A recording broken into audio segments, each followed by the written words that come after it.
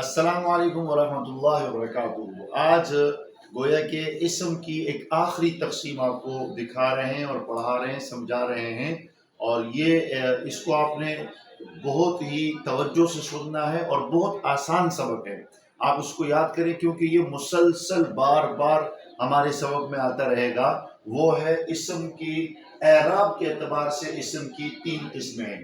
اعراب کا مطلب ہے آخر میں زبر زیر پیش، آخر میں جو زبر زیر کوئی بھی لفظ ہو اس کے آخر میں جو 2 زبر یا 2 زیر 2 پیش، 1 زبر 1 زیر 1 پیش، یہ جو آخری حرف پر جو زبر زیر پیش آتے نا کسی بھی لفظ کے آخری والے حرف پر، اس کو کہتے ہیں اعراب۔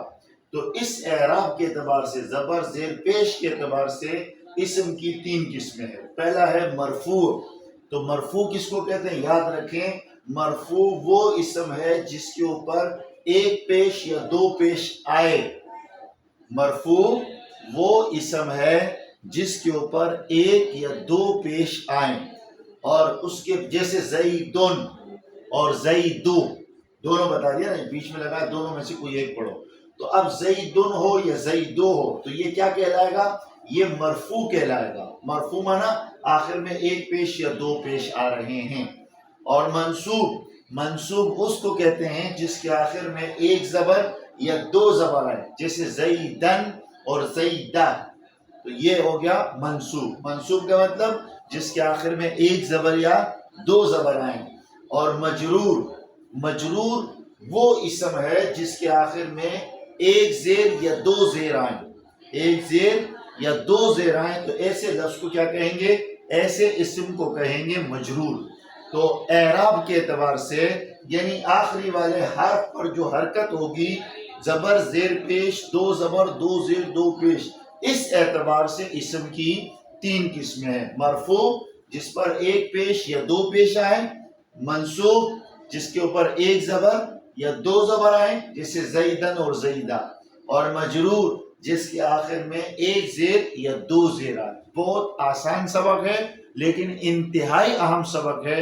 یہ بار بار مسلسل جو ہے نا، وہ جب بھی عربی آپ پڑھیں گے تو چونکہ ہر لفظ اس میں زبر زیر پیش آتے ہیں، الحمد پیش آ رہا ہے آخر میں تو یہ ہو جائے گا مرفوع، للہ آخر میں زیر آ رہا ہے تو یہ ہو جائے گا مجرور۔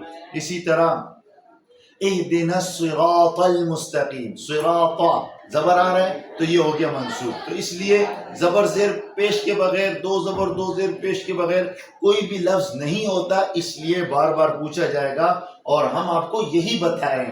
علم نحو میں یہی چیز سکھائی جاتی ہے کہ کون سا لفظ مرفوع ہوگا یعنی آخر پر پیش یا 2 پیش آئیں گے، کون سا لفظ منصوب ہوگا آخر میں 1 زبر 2 زبر آئیں گے، اور کون سا لفظ جو ہے نا وہ مجرور ہوگا۔ یہی علم نحو کا گویا کہ اہم ٹاپک ہے، اہم ترین موضوع ہے، اہم چیز یہی ہے جو علم نحو میں ہمیں سکھائی جاتی ہے۔ لہٰذا اس سبق کو آپ ضرور یاد کریں، اور جو پچھلا سبق ہے وہ بھی دہرائیں، اور انشاءاللہ ہم اس کے بھی جو ہے نا وہ مختصر سے سوالات بنا دیتے ہیں، پھر انشاءاللہ ہم آپ کو سینڈ کریں گے۔ جس طرح پہلے آپ کی طرف جو ہے نا ایک سوالیہ انداز میں آپ کی طرف بھیجے گئے تھے، پھر 3 آپشن دیے گئے تھے، آپ نے اسی طرح ان میں جواب کا انتخاب کرنا ہے، اور ایک الگ سے سوالات آپ کو واٹس ایپ گروپ میں سینڈ کر دیے جائیں گے، ان کے جوابات آپ لکھ کر ہمیں تحریر کریں تاکہ ہمیں اندازہ ہو کہ آپ کو کتنا سبق سمجھ میں آیا ہے اور کون سی چیزیں جو آپ کے سمجھ میں نہیں آئی، تاکہ ہم کوشش کریں کہ وہ چیز آپ کو دوبارہ سے سمجھا سکیں۔